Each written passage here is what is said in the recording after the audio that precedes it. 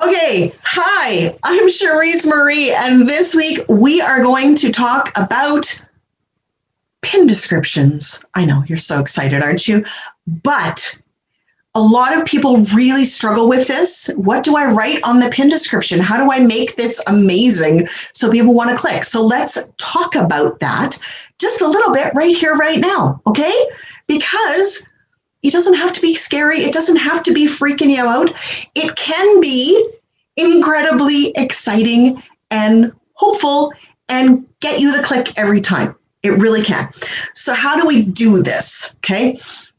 The biggest secret is knowing your client and knowing how your client talks.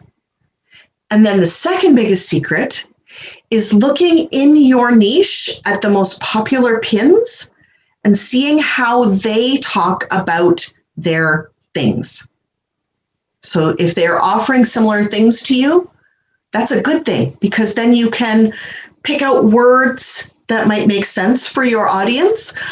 You can use a similar layout and just your words. You can put things in a certain kind of same order and just change the wording up a little bit. You can create something that is completely fresh and you unique while using keywords that make sense, the phrases that your ideal clients use, and using Pinterest as your secret weapon for research. So what am I talking about here? I am talking about going onto Pinterest and starting to, typing in the kinds of questions that you think your audience is looking for answers to, and typing in the types of questions that your product or service or blog post or video or whatever you think their question is going to be, that your thing is going to answer. And when you do that, that opens you up to all the answers to that. And it really allows you to become very, very clear on how to word that in a way that gets people curious, that gets them thinking, she has the answers or he has the answers. He knows what my problem is and he can take me to my solution. Now, you only have 500 characters to do this, and that can be a tall order. It can be really challenging sometimes to figure out how to shrink down what could be thousands or hundreds of words that you want to say into 500 characters, not 500 words, 500 characters. And that includes spaces and punctuation and all the things. It can be a lot. It really can be. The goal then, when you get this big block of text and you're like, how do I cut and cut and cut and cut and cut, is to really focus on two things. You want to focus on one problem and one dream outcome, benefit, or solution. So one problem, one benefit, outcome, or solution. Now, the good news is, and this is kind of fantastic, the way that I teach Pinterest is that you have, 20 pin templates. So they're all kind of the same picture-ish, but different graphics on them, different words on them. They're in different orders. They're kind of fun, right? And 10 to 15 boards to start, and then you kind of grow from there. And that gives you 15, 20, 200 opportunities to use different copy for each one of those pins and each one of those pin templates that you're uploading, and really kind of see what hits and what misses with your audience. Pinterest is a fantastic tool for really getting clear about what people actually want from you.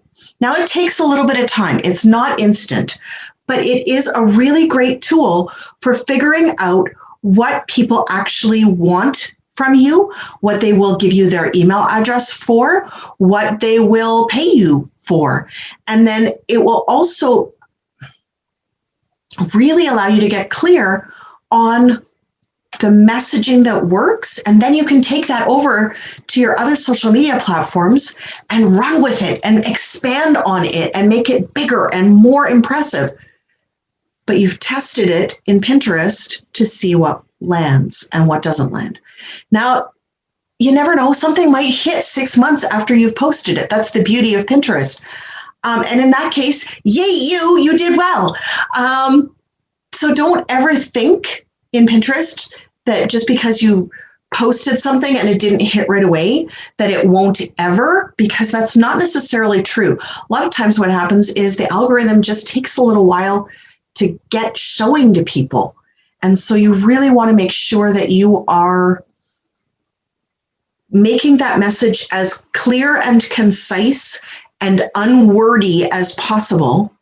I wish there were some really good copy cutter programs out there, but I don't know of any. If anybody knows of any, drop the link down below, okay? Because I'm constantly looking for something like that for my clients.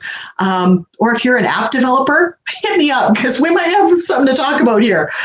Because people, we tend to be wordy. We tend to want to yammer on about our thing and tell them all of their pain points that we can help them with, and all of the benefits, and all of the solutions, and all of their dream outcomes. But we don't want to do that when it comes to pin descriptions. You have one pain point that you're talking about, and then one of those three things, either a dream outcome or a solution or I can't think of the third one. Anyways, that you get the point though, right? And my brain is like fried. I've done videos all day. So I hope that this has been helpful for you. If it has been, drop me a like, please, and thank you. I would greatly appreciate it. It helps with the algorithm. It helps other people see this content, which is so incredibly important to really, truly change people's lives. I want to make sure that everyone gets the incredible benefits that are possible from using Pinterest. And the only way that they're going to do that is if everybody hears about Pinterest. So drop me a like, drop me a comment if you have any questions. If you would like a Pinterest audit of your Pinterest account, drop that link down below and I will get in touch with you, and we'll get that started as well. You may even get featured here on this channel. Anyways, we'll talk to you later. Have a fantastic day. Bye.